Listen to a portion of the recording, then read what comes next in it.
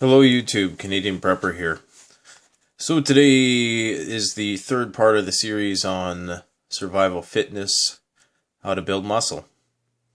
Now before I really dive into this topic, I just want to say that 3.5 years ago I was about 150 pounds, very gaunt, very low, relatively little muscle mass, I suppose you could say. I did have a bit on me. I was kind of ripped, I suppose you could say. But I didn't really have any bulk to me whatsoever. And in order to get stronger, you do need a bit more muscle. Muscle is only 50% of strength, as I talked about in my last video on strength. You can see that video here.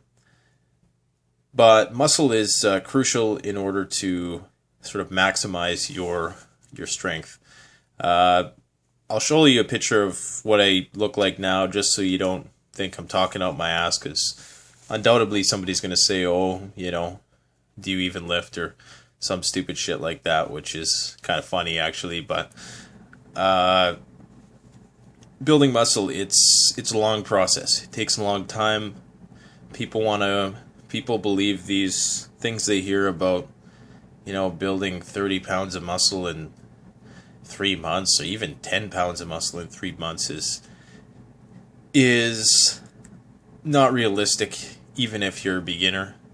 There is some circumstances where if you work your ass off and you optimize all conditions, you may be able to, in your first 3 months, add 7 to 10 pounds of pure lean mass. But I would, have more modest expectations. You are going to bulk up, because rule number 1 of building muscle is a caloric surplus. Before I do that, I'm just going to say that I believe in a natural approach to this. Who wants to be growing tits when the grid goes down because they decided to jump on the juice? So I personally am anti steroids. I'm anti, not even necessarily anti, I just don't care. I think it's kind of stupid, unless a person's like a professional bodybuilder. And personally, I think bodybuilding is kind of pointless, but that's just me. I'm sure there's somebody else who has a rationale for what they're doing. So try to keep her natural. There are three, excuse me, clear my throat before I start these videos. There are 3 supplements which I would recommend, and one of them is probably gonna, bring up some debate. But the first one is protein powder, and protein powder isn't really a supplement; it's just food. It's protein. There is protein by Body Logics or Kaizen. It goes under 2 names. And both of those are natural. They're non-GMO, very clean types of protein. Whey protein is just basically something that's derived from the process of making cheese. It's a dairy product. So whey protein is the first one. Pre-workout stimulants like caffeine, or the things in Red Bull or L-arginine, beta-alanine, things like that.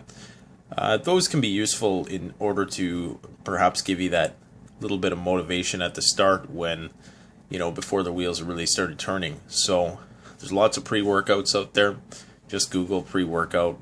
The one I personally take is C4 Cellucor, and I don't take it all the time. I only take it, of course, when I'm feeling a little exhausted or not motivated.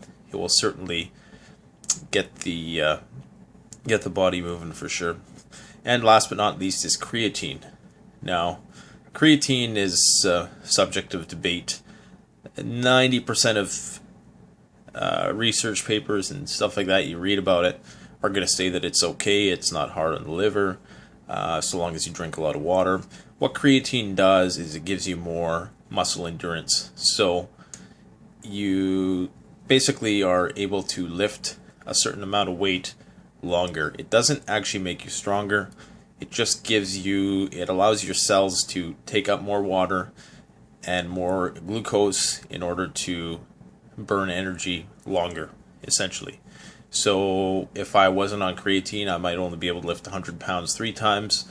If I was on creatine, I might be able to lift 100 pounds 6 times, just to give you an example.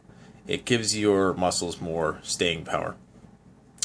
Now, some people say, well, yeah, but when you get off, you lose all your gains. Well, the whole point we're going to talk about today is time under tension, and why maximizing the length of time that your muscles are under tension is the key to building muscle. So we'll talk about that in a bit, and that's why creatine itself, yes, when you jump off of it, it's going to, you're going to lose a bit of your muscular stamina, but the gains you've made as a result of the increased time under tension that it permitted you to have will stay there. So I'll get a bit more into that in a bit. So how to build muscle.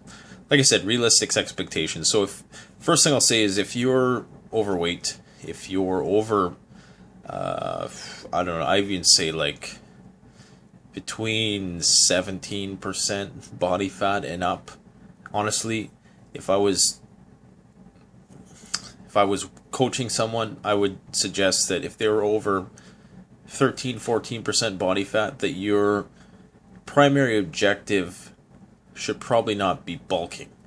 There's two phases in bodybuilding, and like I say, I don't use bodybuilding I don't endorse it, but they are professionals. They are the ones who have mastered the art of building muscles. So there is standard cycle is bulking and cutting. So when you bulk, you're getting bigger. When you cut, you're cutting down, you're dropping off the fat. In order to build muscle, you need to add some fat to your body. This is just common knowledge. Why? Because essentially, if your body wants to store fat, your body is engineered to store fat. It doesn't really want to build any muscle that it doesn't need in the here and now. This is because muscle takes up a lot of energy. Muscle requires energy, whereas fat provides energy. So your body's only going to want to build as much muscle as it needs. So for very skinny people, for ectomorphs, as they call them, hard gainers, you want to be consuming significantly more calories than your body needs to sustain itself. Otherwise, your body's going to say, hey, I'm not going to rebuild these muscle tissues that I've broken down, because there simply is not enough energy available to do so. And if I were to invest all that energy into building up that muscle, we may starve. So your body's thinking, it still thinks it's 10,000 years ago and resources are scarce. So first thing you need to do is, if you're a very lean person with a thin frame and a very high metabolism, you need to up your calories to a point where you are gaining weight.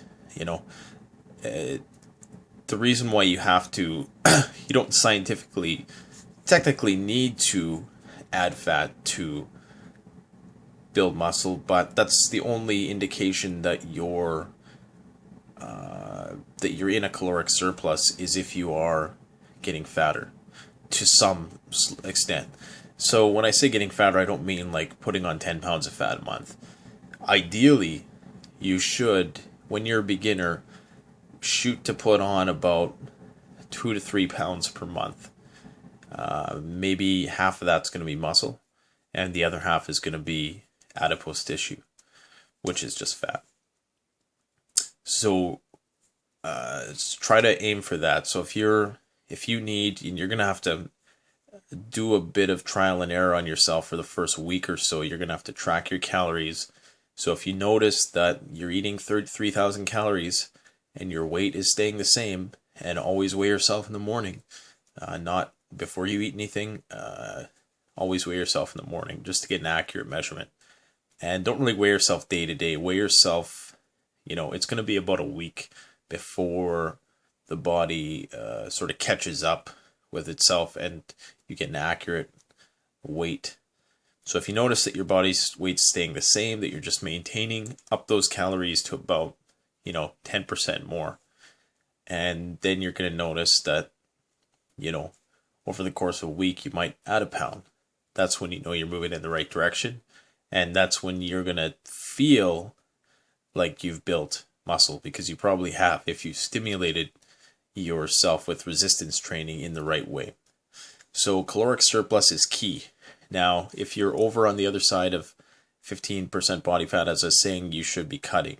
So you should be trying to lean out. You should be doing lots of cardiovascular. You should be focused on resistance training also. You should be doing that. Always do weights. You can't go wrong doing weights. But all you're really going to be doing there is maintaining. So the problem is, if you don't do that, you are at risk of not only losing fat, but of catabolizing muscle tissue. So you don't want to kind of totally get rid of resistance training when you're cutting. And actually, the more muscle you can maintain, the higher your metabolism is going to be. So if you got a weight problem, don't even focus so much on the weights. Make it secondary. Do it, but it's only secondary. Your main focus should be cardiovascular. And another thing to consider is that if you are overweight, you already have a lot of muscle underneath there. You've been carrying around a 45 pound, 50 pound plate, under your belly for the longest time. So you got a lot of muscle under there. Once you lean out, that's going to become apparent. So something to consider. Number 2 is protein intake. You want to spread your protein eating schedule out throughout the day. So try to, because your body can only, they say your body can only metabolize a certain amount of protein at any given time. So if you take your 200 grams of protein at one time during the day, your body's only going to be able to absorb and utilize a small portion of that. So try to spread it out. The whole bodybuilder's eating schedule typically is 6 meals a day. Now that sounds pretty, excessive, and you might not be able to do that. Even if you're spreading it out between 4 meals a day, 3 meals a day, that's going to assist you in building muscle, because you're spreading out your protein intake. Now, 1 gram of protein per pound of body weight is honestly, it's kind of a general rule in the bodybuilding world, but it's not. It probably isn't essential. I mean, a person probably could get away with half of that, but if you're trying to maximize your gains in a short period of time, then I would encourage you to go full on. Just make sure you're getting a lot of fiber. Make sure you're drinking lots of water, because it is hard on your organs to consume a lot of protein. And make sure you're consuming clean protein. Don't just be eating lots of red meat. Try to eat lots of fish. Whey protein's good in a moderate amount. Now, there are 7 main compound movements. I'm going to write them on the video with annotations. The main ones, and I'll just say them real quick: bench press, chin-ups, dips, shoulder press, squats, lunges, and deadlifts. I think that's 7. And so the compound movements, the idea with that is that you don't want to be doing concentration curls to get bigger. That's not going to get you bigger. And it's not going to really get you more toned either. The whole idea of toned is kind of bullshit too, because all toned is the lack of fat to give your muscles the appearance of looking bigger. So to tone, you do cardio. But you do those main compound movements because a compound movement, as opposed to an isolation movement, is one which recruits more muscles into a movement. So the more muscles you can bring into a movement, the more hypertrophy you're going to be able to stimulate. And all hypertrophy is the opposite of atrophy. It's the construction of muscle tissue. Isolation movements are what advanced bodybuilders do, who are on the juice, who have high enough testosterone levels that their bodies will respond to something like that. Another benefit of compound movements, obviously, is that they're more functional. So doing concentration curls isn't going to translate into a hell of a lot in the real world, but doing chin-ups or pull-ups, that's something which may translate into, there is a functional aspect to it in the real world. Other benefit of compound movements is that they will build testosterone. They will increase your testosterone levels. Again, I'm not trying to brag or anything, but I've increased my testosterone naturally, almost doubled it just through exercise, and now I'm at the top. So I went to the doctor and checked it out. Now I'm at the top end of that spectrum, which is, I believe it's up to 28. And I think it was like 27.5 or something like that. And that's just from doing, from what you eat, from what you do. And more so what you do. Because the more weight your body has to move, that's a very, testosterone-inducing activity. It's a very masculine activity to have to, really use your whole body to do something, as opposed to isolation movements, which are a little feminine. No offense to the female species, the much stronger species that we all respect fully, but they are a more feminine sort of movement, the isolation movements. Number 4 is the time under tension. So the idea with time under tension is that you want to maximize the amount of time that your muscles are under tension, essentially. Do that between 10 to 12 rep range. And so when I say the 10 to 12 rep range, I mean the amount of weight that you can do for 10 to 12 reps. If you're on the bench press and you're benching 150 pounds and you can do it 20 times, you need to up the weight to a point where you can only do between 10 and 12 reps. That should give you the 30 to 45 second time under tension for the whole set that's required to cause that catabolic breakdown of muscle tissue, which will then, with proper recovery, lead to hypertrophy. So definitely do that. You can go to failure. What I mean by that is doing a rep till you can't do it anymore, or doing repetitions till you just absolutely can't anymore. I would recommend doing that at the end of your set. When I first started, I was going to failure every set, and my workouts were only lasting about 45 minutes, which actually isn't a bad thing necessarily. They say that you shouldn't, if you're a beginner, you want to get in there, train with intensity, and cram as much into the least amount of time, as staying there too long might actually lead to catabolic breakdown of muscle tissue in a bad way. So, you want to sort of don't be in the gym for longer than an hour and 15 minutes if you're a beginner and if you're doing bodybuilding training. If you're doing strength training, there's longer rest between sets, and then that's a whole different ballpark. But for building muscle, 10 to 12 reps, 2 to 4 sets per exercise. If you're just starting, just do full body workouts every 2 days or until your body's recovered. Don't go back to the gym when you're sore, unless you're just a little bit sore. So do full body workouts 3 days a week. Once you've developed that foundation and it's been a few months, then you can start doing a training split where you're doing pushing movements one day, pulling movements the next day, and legs another day. So that's something we can talk about at a later date. You want to limit time between sets to 90 seconds.